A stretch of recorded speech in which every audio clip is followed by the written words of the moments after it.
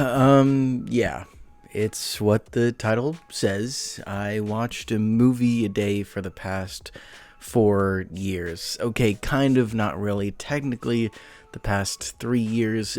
Let's go over the stats real quick. In 2020, I watched 298 movies. In 2021, I watched 304. 2022, I watched 416. 2023, I watched 393. In 2024, I watched 362. Which I was 3 off from making it for a year, so we'll count it. In general, you get the gist of sort of what I did. So why did I do it? What did I watch? Did I go crazy? Would I do it again? And would I recommend you doing it? Let's just get into it. This whole thing started in 2019. I was in high school and my girlfriend at the time had just introduced me to a little app called Letterboxd, and she showed me her top 4 movies and what she rated, everything she watched, and I was like, I have to get this as sort of a bonding thing with her because we watched movies together all the time, and it was fun sharing our favorites and going back and forth, and from there I was pretty hooked. Cut to June 2020, we are in the middle of a pandemic and we break up. I can't see my friends in person for support. I can't go see her to really talk things through, and the only thing I really had was movies. And here's where it sounds really stupid and really petty. I know some people, when they go through a breakup, the way that they sort of move on from the other person is to maybe find someone else really quickly, have a fun hookup. But no, the way I was going to get over my ex was watching more movies on Letterboxd than her. When we broke up, she had seen more than 500 movies more than me, and so I was pretty behind, and I knew I wanted to catch up and surpass her, sort of as a way to get back at her, get my revenge. It's basically, this was my version of like getting hot after a breakup, and that's what I did all throughout 2020. Is I would watch 2 movies a day, one in the morning, one at nighttime, and I would continue doing that throughout the pandemic. My school was all virtual, so I had the time, and I eventually learned the strategy was to watch a bunch of shorts. That way I can log multiple things in one day. So go to Disney Plus, watch all the Disney shorts that they have, go on YouTube and find random short films there that are also on Letterboxd I can log, and from there I was really starting to catch up with her. And by fall of 2020, I started my freshman year of film school, where for that obviously we were required to watch some movies, but I was still at home and taking virtual classes. Spring semester of 2021, I moved in person on campus, but it was still the pandemic and not a lot of people were on campus. And I moved in January, where there was really no one on campus since classes hadn't started yet. And so I was basically living in a dorm room by myself for 3 weeks. No friends, no one to talk to. And so I did a silly little thing, starting a YouTube channel, which is the one you're currently watching right now. This is where I started. This was my freshman year dorm room with a Real Steel poster and an Emma Stone Zombieland poster behind me. Things haven't really changed. From there, I would basically continue to watch a movie a day since I had a dorm room all to myself. And it was pretty awesome. And you would think once classes finally moved in person, I would stop watching movies because things would get busier. No, actually, I started watching more movies because of that somehow. The routine I eventually fell into was wake up at 8 a.m., watch a movie, and then get my day started around 9:30 or 10. And that was just my everyday routine for years. Obviously, I would miss days here and there, but there were days where I would watch multiple movies to make up for it. So in 2021, I sort of made it the goal for the first time of I want to watch 365 movies. I fell a bit short, and that's why in 2022 I came back with a vengeance, and I really surpassed the goal there and started continuing the challenge in years after that. In 2024, however, I was so close to beating the goal, but I fell a few movies short, and I think, again, that's because this was senior year of college now. I got another girlfriend, my first girlfriend since my high school one I broke up with. This whole time I've been watching movies, it's because I've been single and not really having much going on. And so finally getting a girlfriend after all this time, you have to prioritize her a little bit. And so that's why I think I slowed down a little bit on the movie watching. You might be wondering what I watched during this time. It's thousands of movies, and how would I decide what movie to watch each day? Basically, I prioritized new releases. I wanted to see as many new releases as possible, so I was always on the lookout of any new Netflix movies coming out, new Prime Video movies, Peacock, Max, you name it. I was on the lookout for when new streaming movies would drop so I can watch it immediately after that. And if there weren't any new streaming movies, I would obviously see new movies in theaters. I had both Regal Unlimited and AMC A-List, not at the same time, but depending where I was living at the time. And so I would continuously go to the theaters. Summer of 2023, I think that was probably the most I've ever been to the movie theaters of my life. And so constantly watching new releases in theaters and on streaming. And if there weren't any new releases I was watching, I would basically, since I was watching these at 8 in the morning and kind of wanted to get my day started, I would prioritize sort of shorter movies. If something was more closer to 90 minutes than 2 hours, I would pick that. And I did gravitate towards horror, just because, you know, those are shorter, and it's something, I used to be pretty scared of horror movies, and something that helped me was watching horror movies in the morning, because it's not as scary as night. And basically what I would do is just open up a streaming service and then filter by horror movies and just scroll through their entire catalog. If just a title looks interesting, then I'll just add it to my watch list. And then from there, I could just open up my watch list in the morning and be like, okay, this is the one I'm going to watch. So now you might be upset because, there are some books out there, 100 movies you must watch before you die, 1,001 movies you must watch before you die.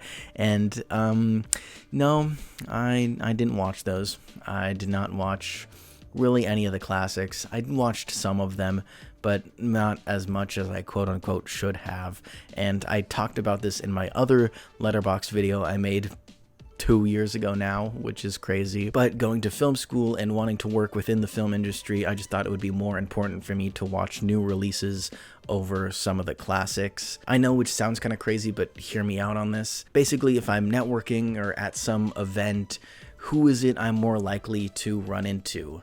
The director of a Tubi original movie or Martin Scorsese?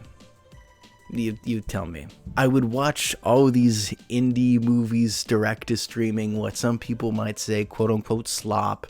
I made sure to watch it because chances are I might actually realistically run into the people who worked on these movies, and I can say, hey, I watched your movie, and then we can like talk about it instead of being like disingenuous of like, oh, that sounds cool, I'm gonna have to go check it out. Nope, I've already seen it, and that puts me a step ahead of other people.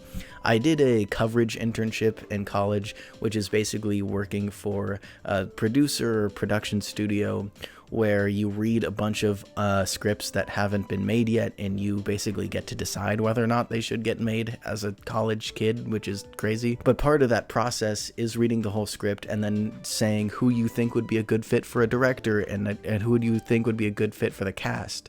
And you obviously, within budgetary reasons, can't be like, yeah, I think Tarantino should direct and Brad Pitt should star in it. Like, no, you're gonna have to come up with more smaller, budget-friendly, up-and-coming names that people might not have heard of before. And so watching all these new releases, I was able to make a list like that of people, and it was really fun doing that. That was like my favorite part of the job. And since I was watching more smaller, unknown movies, it helped me out with this channel, making a bunch of videos about movies that I think more people should watch, like Willow Creek, Killer Body Count, Yellow Brick Road. And so that's been super fun too, and I really enjoyed it. And those were all the positives of the challenge, so let's go over some of the negatives. There were days that it felt like an obligation, like I woke up in the morning and I'm like, I really don't want to watch a movie right now, but I kind of have to because I want to meet my goal.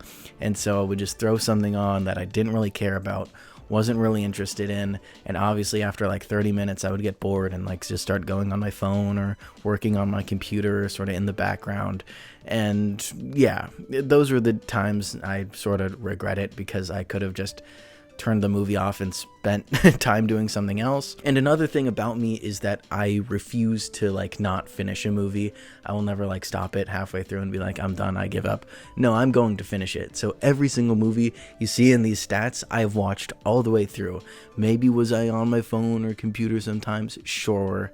But I watched them all the way through. And a negative part of this experience is really just seeing how much time it took from my life, my lifespan. We only get so many days here on this planet, and I crunched the numbers, and here we go. So totaling all the movies I've watched from 2020 to 2024, that is 3,231 hours. And let's divide that by 24. This is my live reaction. I do not know what the number is going to be. I'm going to hit the equal sign right now. That's 134 days of my life. Straight movies. Okay. I'm gonna have to sit with that for a second. Now, obviously, some of you watching this right now are just like, that's a complete waste of time. Why would you do that? Other people may be seeing where I'm coming from with this and the fact that I just love movies, and I don't really regret that time spent because it was doing something I love, which is movies. It is a hobby that, you know, other people have other hobbies that they spend lots of time on too, but just since movies is sort of like sit down and like not do anything, it might be like looked down upon more. But I don't really think I regret any of that time. It's just now moving forward with this year in 2025, I've only seen about 160 movies this year, I want to say, which puts me really far behind a movie a day sort of thing. And I think that's fine because I've graduated. I'm, you know, not living at college anymore. I'm not living at home anymore. I have roommates, but for all intents and purposes, I'm living on my own, you know, and there are just other things I want to do now and explore, live my life in my 20s, I guess is what people say or whatever. So now I'm just more strategic about what I want to watch and when. And so I don't really have to get caught up in these sort of like obligation, like filler movies of like, I have to watch something today, I'll just put this random thing on. No, if I don't want to watch something, I'm not going to watch it.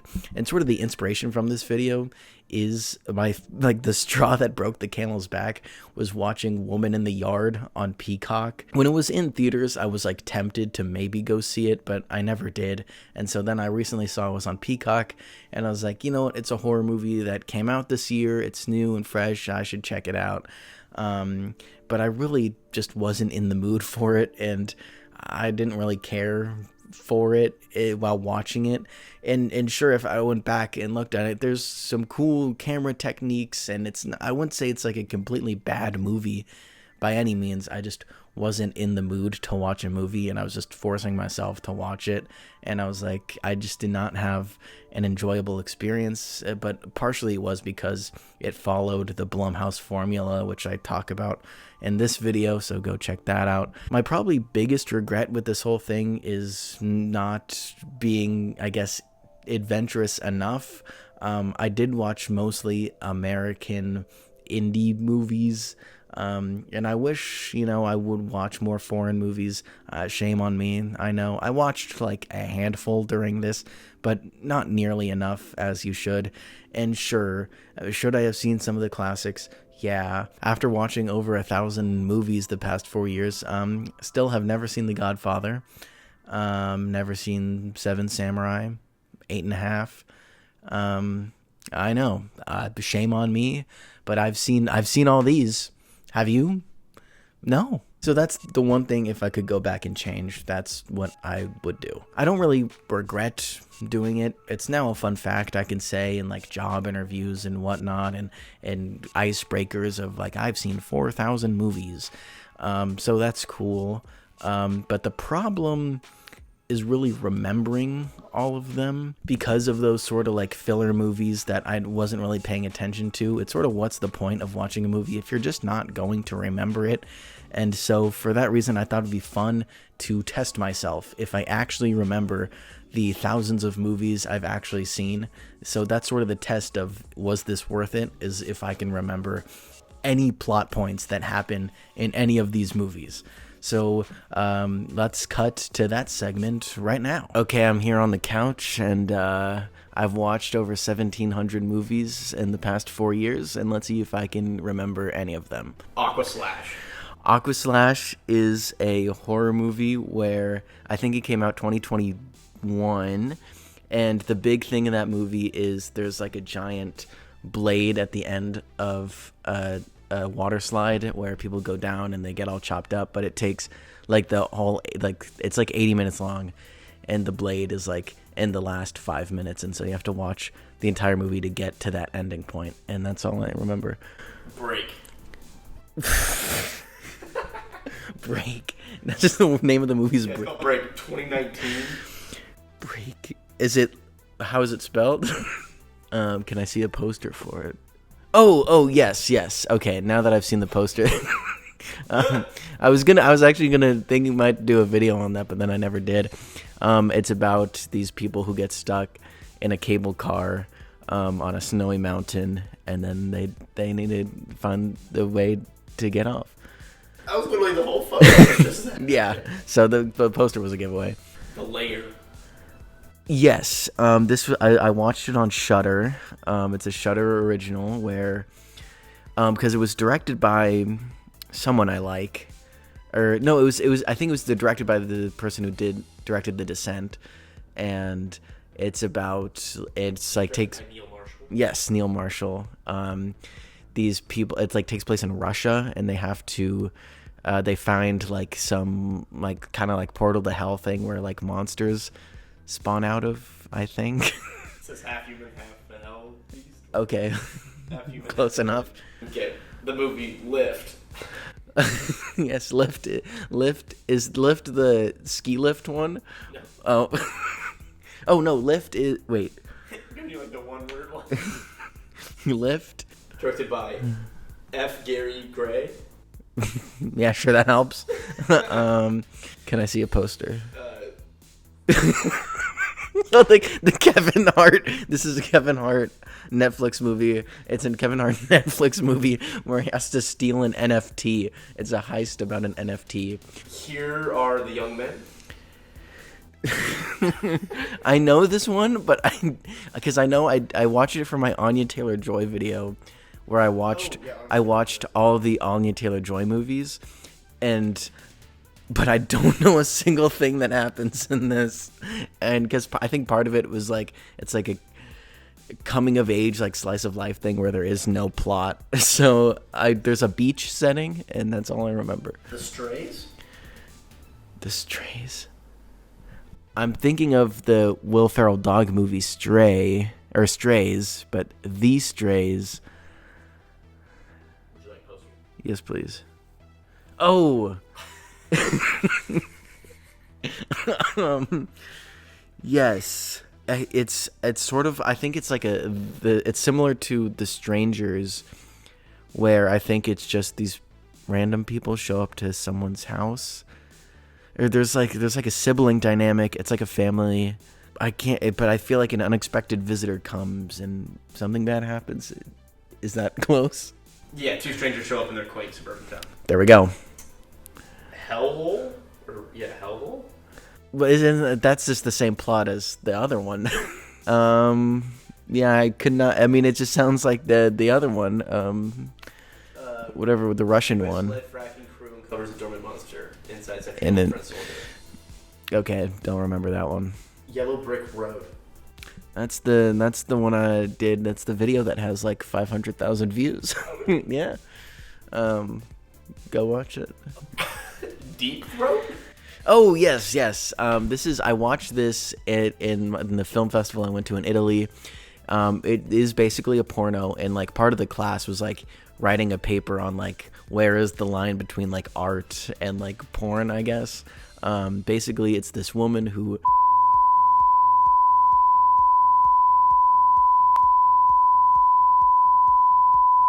And I watched it in a movie theater full of people. Stargirl.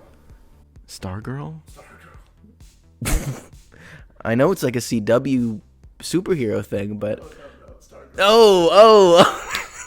That's American Idol, or not Idol, America's Got Talent. Grace VanderWaal, Disney Plus original, came out 2020. And the sequel is that she goes to Hollywood. I actually have no clue what the plot of the first movie is. She's just like weird and like learns to accept herself. Invisible Maniac.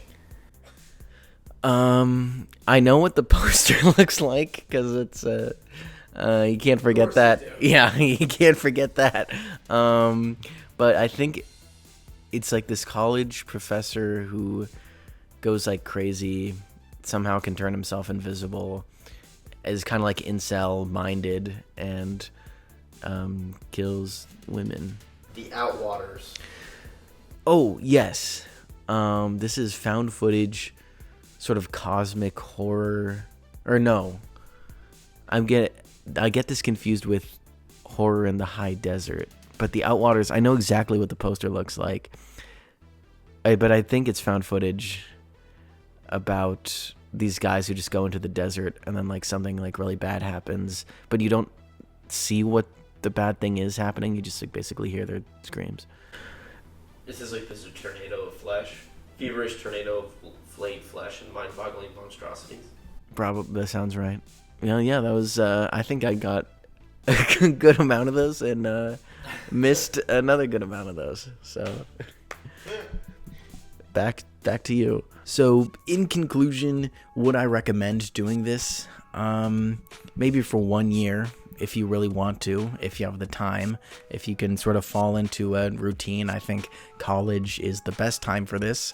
But if you're not in college or like have an actual like 9-to-5 job or like a family or like other priorities, it might be harder, in which case maybe I don't recommend doing that. But I know it sounds maybe lame or sad that I spent all this time just watching movies, and maybe some of them I don't even remember, but at the end of the day, I love movies. It's what I love. It's my passion. It's what makes me happy. And a lot has gone on over the past 4 years, and that was sort of the one constant thing that was always there for me when I woke up in the morning was getting to watch a movie.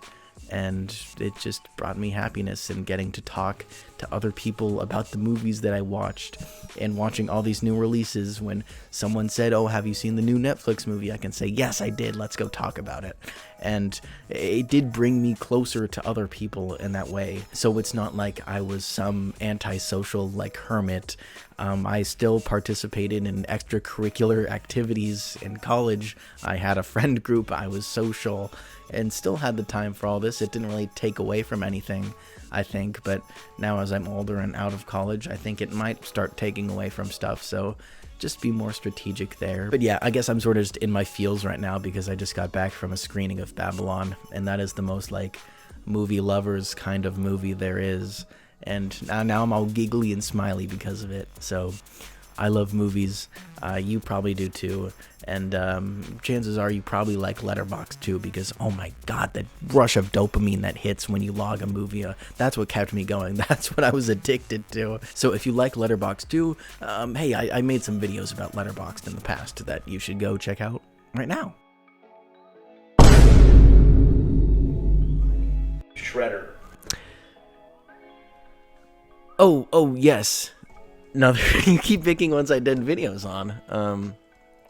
Because you don't watch my videos.